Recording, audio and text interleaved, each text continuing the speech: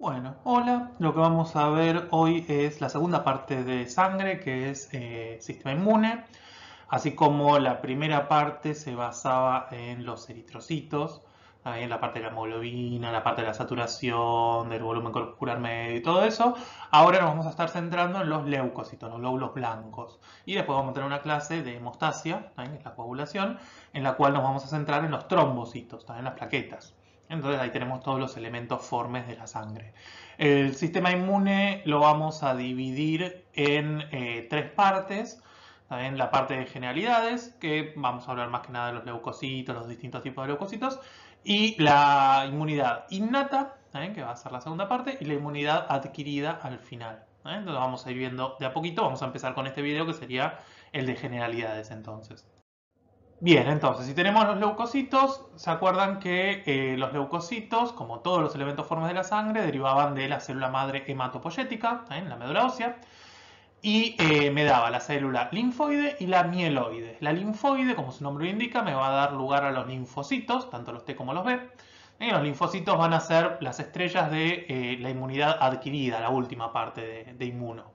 Mientras que la mieloide me daba todo lo demás, que todo lo demás eran los eritrocitos de la clase pasada, los megacariocitos, cuyas descamaciones, pedacitos, van a ser las plaquetas, que sería la clase que viene, y todos los demás leucocitos, todos los otros glóbulos blancos, ¿está bien? Todos los que no son linfocitos. Entonces, vamos a tener los monocitos, que son los precursores, maduran en macrófagos, y los granulocitos, que se acuerdan de esto, que eran los eosinófilos, los basófilos y los neutrófilos, igual ahora los vamos a ver. Bueno, entonces, los leucocitos, leuco quiere decir blanco, por eso células blancas, los glóbulos blancos son leucocitos, van a encargarse obviamente de la defensa, ¿también? De la inmunidad. Su valor normal es de 4.000 a 10.000 glóbulos blancos por milímetro cúbico. Cuando tenemos más de ese valor, vamos a llamarlo leucocitosis, como por ejemplo en una infección, que es cuando justamente para luchar contra esa infección vamos a producir más glóbulos blancos. O cuando tenemos menos, lo llamamos una leucopenia, ¿saben? Que por ejemplo en una inmunodeficiencia o en una inmunosupresión. Acá están los leucocitos, ¿se acuerdan que eran 5 tipos? Teníamos los granulocitos, que justamente llevaban su nombre de acuerdo a cómo se tenían esos gránulos. Los que tenían gránulos neutrófilos se llamaban neutrófilos, los eosinófilos tienen justamente gránulos que se tiñen con sustancias ácidas, por eso son afines a lo ácido, eosinófilos. Y los basófilos que eran basófilos se tenían con sustancias básicas, por eso todos los puntitos violetas. La otra forma de llamarlos a los granulocitos era los polimorfonucleares, porque ven que los núcleos, ¿está bien? De las tres, de las tres células tienen lóbulos, ¿está bien? Son mononucleados, pero ven que el núcleo es uno solo, estos no son dos núcleos, es un solo núcleo, pero ven que tiene como dos lóbulos, dos partecitas bien evidentes, bien distintas, ¿está bien? Es un solo núcleo, pero con dos lóbulos. Acá tenemos 5 lóbulos, por ejemplo. Entonces, como son mononucleados, de vuelta, pero tienen mucha formita, por eso polimorfo, tienen muchos lóbulos, entonces le pusieron polimorfonucleares. Y después teníamos los agranulocitos, que en realidad tienen gránulos, pero los llamaron agranulocitos porque acá son recontraevidentes los gránulos. Los agranulocitos son monomorfonucleares porque tienen el núcleo más redondito y con una sola forma. Tenemos los linfocitos, que como ya les conté, van a ser los principales de la inmunidad adquirida en la última parte. Y los monocitos, que como también ya habíamos hablado, se maduran en macrófagos, que obviamente su función es fagocitar. Bien, acá tenemos la fórmula leucocitaria porque estos leucocitos no se encuentran en la misma cantidad en la sangre, sino que vamos a tener que los distintos leucocitos van a tener distintas proporciones. Acá tenemos los granulocitos, los tres granulocitos o polimorfonucleares, como ya habíamos dicho. Las células en callado son los neutrófilos recién saliditos de la médula ósea. Es algo muy parecido a los reticulocitos con los eritrocitos que vieron en la clase pasada. Esto es lo mismo. Me sirven cuando tengo una hiperproducción, entonces aumenta la proporción de los recién llegados, de los nuevitos, que serían las células encallado, para eso se usan, por eso a veces se los separa, pero son neutrófilos. Entonces, neutrófilos, eosinófilos, basófilos, linfocitos y monocitos, que son los agranulocitos o monomorfonucleares. Fíjense que los podemos expresar esta fórmula leucocitaria en relativa, también el porcentaje de cada uno, o en absoluta. Si se fijan en la absoluta, si suman todos los valores mínimos da 4.000 más o menos, también, mientras que todos los valores máximos me dan más o menos 10.000, que era el valor mínimo y máximo de los leucocitos todos, también enteros. La relativa, fíjense que los neutrófilos son más o menos el 60%, después los linfocitos, después los monocitos, después los eosinófilos, después los basófilos, ¿también? Que son solamente el 0,5% más o menos. Ne, li, mo, ne, ba es la regla mnemotécnica que todos aprendimos alguna vez para acordarnos el orden de los leucocitos. Bien, yo les contaba que los linfocitos los vamos a ver en adquirida, los neutrófilos y los monocitos en su forma de macrófagos, también los vamos a ver principalmente en la innata, y nos quedan ahí colgados los eosinófilos y los basófilos, que es por eso que los vemos acá en esta parte de generalidades. Primero, los eosinófilos son proinflamatorios, sus gránulos son proinflamatorios, tienen capacidad fagocítica, aunque limitada, y básicamente se encargan de parásitos y de alergias.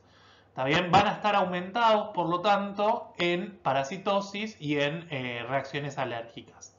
También en esos casos es muy probable que encontremos los eosinófilos. De hecho, se usa para un diagnóstico presuntivo, también en parasitosis sobre todo, cuando están altos los eosinófilos.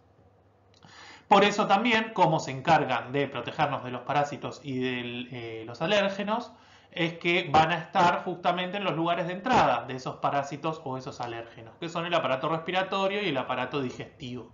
Y como dice ahí, también el aparato genitourinario bajo.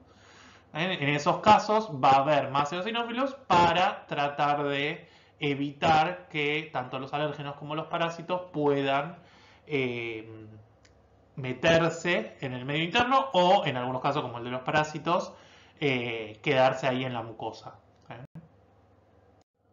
La forma que el eosinófilo va a luchar contra los parásitos es principalmente por esta proteína principal básica, que es la larvicida, o sea, se encarga de tratar de eliminar a las larvas que tienen la mayoría de los parásitos, y a través de las lisosimas, también los lisosomas, con justamente enzimas que sirven para degradar, que están adentro, también hidrolíticas, peroxisomas, etcétera, todas cosas que están más que nada enfocadas a tratar de protegernos específicamente de los parásitos.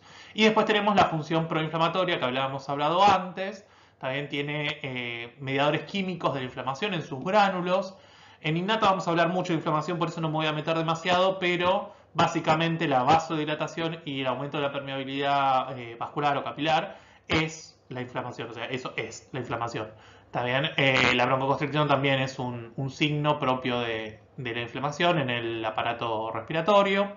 También, como sabe cualquiera que haya tenido alguna vez alergia o asma, esa broncoconstricción que trata de evitar obviamente que factores externos sigan entrando por la vía respiratoria.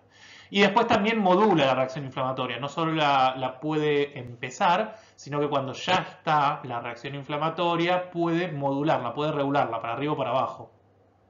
Esto también, después vamos a ver mejor inflamación, pero creo que ya saben que la histamina es uno de los principales proinflamatorios. Entonces justamente una enzima histaminasa, ¿también? ASA quería decir que era una enzima, que se encarga de destruir la histamina, va a ser antiinflamatoria porque me está eliminando la histamina. Y los otros que quedaban colgados eran los basófilos. El 90% de la histamina del organismo viene de los gránulos de estos basófilos. Se encuentran principalmente aumentados en alergias. También, de hecho, van asociados a un tipo de anticuerpos. Anticuerpos lo vamos a ver en adquirida. Pero de los distintos tipos de inmunoglobulinas, las inmunoglobulinas E, van a estar asociadas a estas alergias. Y justamente como tienen histamina van a participar en el proceso inflamatorio. Bien. Los mastocitos son afines a los basófilos, también tienen histamina y por lo tanto participan en el proceso inflamatorio. También tienen heparina, por ejemplo, que es anticoagulante. También la bradiquinina también participa del proceso inflamatorio. Entonces van a tener mucho que ver con eso. Bien.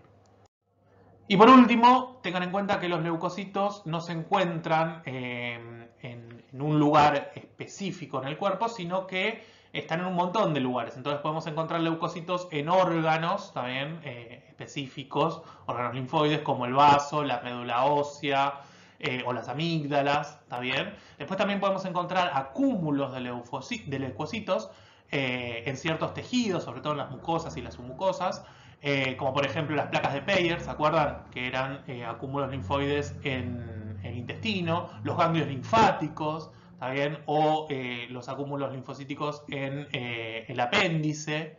Y después teníamos aparte leucocitos que estaban residentes, se quedaban en ciertos tejidos, sobre todo los macrófagos. Los monocitos, cuando se transforman en macrófagos, maduran en macrófagos, pueden quedarse a vivir, o sea, hacerse residentes de un tejido, de un órgano, y por lo general tienen alguna función específica o fagocitan algo específico, y en ese caso toman también un nombre especial. Entonces, por ejemplo, tenemos la microglía, que no es otra cosa que los macrófagos del sistema nervioso, o los macrófagos alveolares, que como su nombre lo indica están en el pulmón, o las células de Langerhans, que son macrófagos pero de la piel, o las células de von Kufner, que son células macrofagocíticas del hígado. Las funciones que cumplen en esos casos van a ser la remoción de sustancias que no queremos, básicamente, como células ya envejecidas, detritus, que son los productos del metabolitos, metabolitos justamente, o sea, productos del metabolismo, que es toda la basura que anda dando vuelta, que queremos fagocitarla para sacarla de ese lugar. Tiene una función antineoplásica, también van a tratar de evitar la proliferación de tumores, de cáncer.